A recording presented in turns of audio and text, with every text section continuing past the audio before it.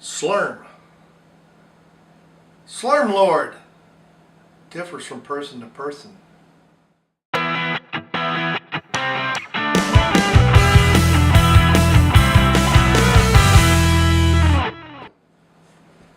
Hey, welcome back to Beer Reviews with Lapis Anus. And today we have Slurm Lord from Shorts Brew.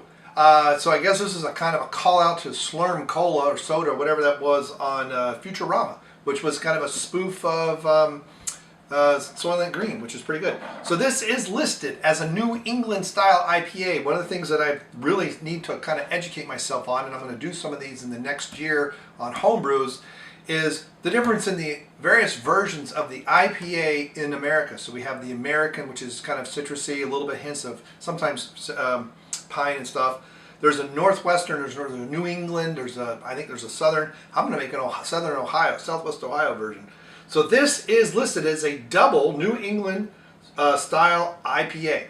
So obviously it doesn't go to India, it stays here. So 7.7%. So really in many ways on the double scale, this is at the bottom, very, very close to it. A lot of these are, 7.5, 7.5 to 9.5. Let's have a lot. They're 8s, 9s. I've even seen some that were 10. So it's not like the original's 3.5 or 3.8%. So a lot of it's a double the malt bill, but once you start getting bigger, the efficiency of hops, the efficiency of the yeast gets exhausted. So you usually have a lot of unfermented sugars. Oh wow, it's almost like cut grass, right? Oh, and it's cloudy as crap. Wow, I did not stir this thing up or roll the bottle or anything, and it is very cloudy. Yeah, yeast in the bottom, so bottle condition, excellent. Although the bubbles almost hint of bright tank, but the head retention, look at that, look at that. I mean, it's almost like I've just poured a peach juice or something. It is so cloudy. Very interesting hop aroma. To me, I always get hints of grassiness off these things. See what the foam is like. Foam is bitter. Almost hints of bitter lemon.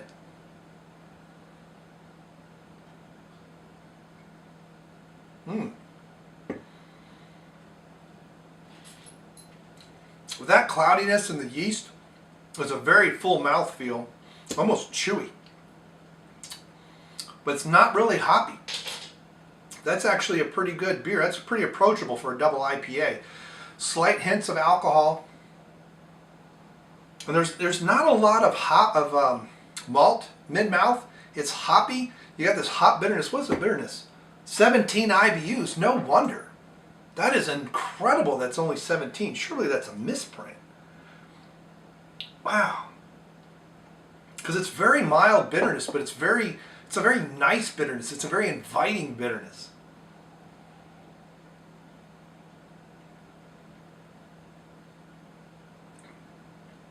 So they must have gotten a really good fermentation for a malt bill to get you to 7.7% and only have 17 IBUs. So that's not a very long boil, which probably is why it's really golden in color. I don't know if it's supposed to be this cloudy. I mean, I don't remember disturbing the bottle on purpose, but maybe I did. Because if that was clear, you'd have a very fizzy yellow beer with a lot of great flavor profile. Because basically, if you start with a pale malt, you don't add any crystal malt to get it coloring. The longer you boil it, the more golden color it's going to be. Even if you start with a brew kettle that's not so hot, but the longer you boil it, you'll get the caramelization and the sugars in there. And so 17 IBUs, so they're probably using a lot of hops to get the bitterness to be noticeable, but they're not boiling it very long. I bet you this is like a 20-minute boil. I wouldn't be surprised if they use hop oil to get that bitterness so they don't have to boil it so long. Usually after 20 minutes is when you get the real bitterness and you get rid of the flavors. Oh man.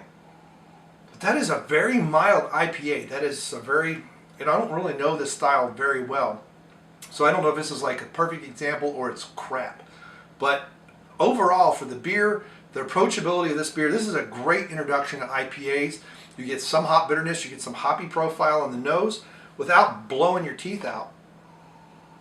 And then I almost get like a tangerine on the nose. It's like citrusy, just hints of it. Yeah, I get hints of tangerine and a little bit of citrusness. But yeah, not a lot of orange. I kind of got this mixture of tangerine and stuff, and it kind of, like I said, it kind of looks like unfiltered peach juice. But for a 7.7% beer, that is very approachable. So if you're wanting to get out of the pale ales that are maybe a little bit on the hoppy side, and want to get a little more hops, a little more bitterness, this is a great introduction to that. To kind of slide you in the IPAs. I mean, some double IPAs are going to be 85, 90 IBUs and 8.5, 9.5%. They're going to knock your teeth out. But this is a really good transition beer. Fantastic. So I'm going to give this a 4.5 just because I don't know the style that well, and I don't really want to ding it too much. It does have some things to play with. You know, I would get it a little bit less cloudy than that and a little bit more hop aroma.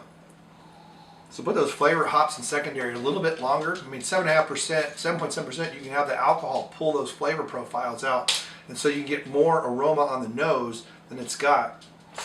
I am getting over a cold, so maybe, who knows, maybe I'll save a bottle for this one. I'm feeling really good, say mid-January, and try it again. Maybe I'll give it a 4 3/4, but that is really good beer. Very, very recommended. Food pairings, almost any food would go well with that because it doesn't have a huge flavor profile that's going to hide behind. But I would do a light meal. So I would do, like baked salmon in a salad, and Toby's chewing on something.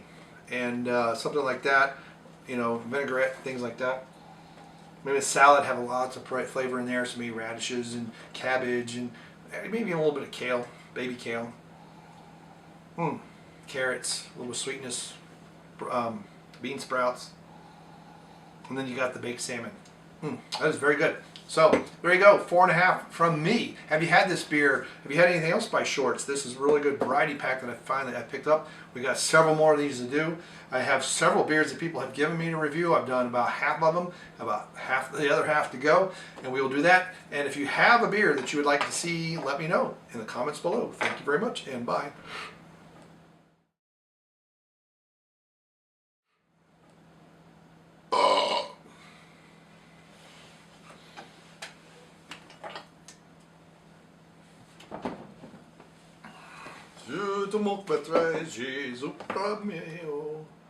Slurm Lord. Ooh, man, I just spat cheese. That was really lovely. It's the Slurm Lord, y'all. Going slubbing. Let's see what do we get. We have everything but the one I want. It'd be great if there it is. If it did this alphabetically. 7.7 New England IPA. Excellent. So now I get to understand the difference in the styles. Let's go.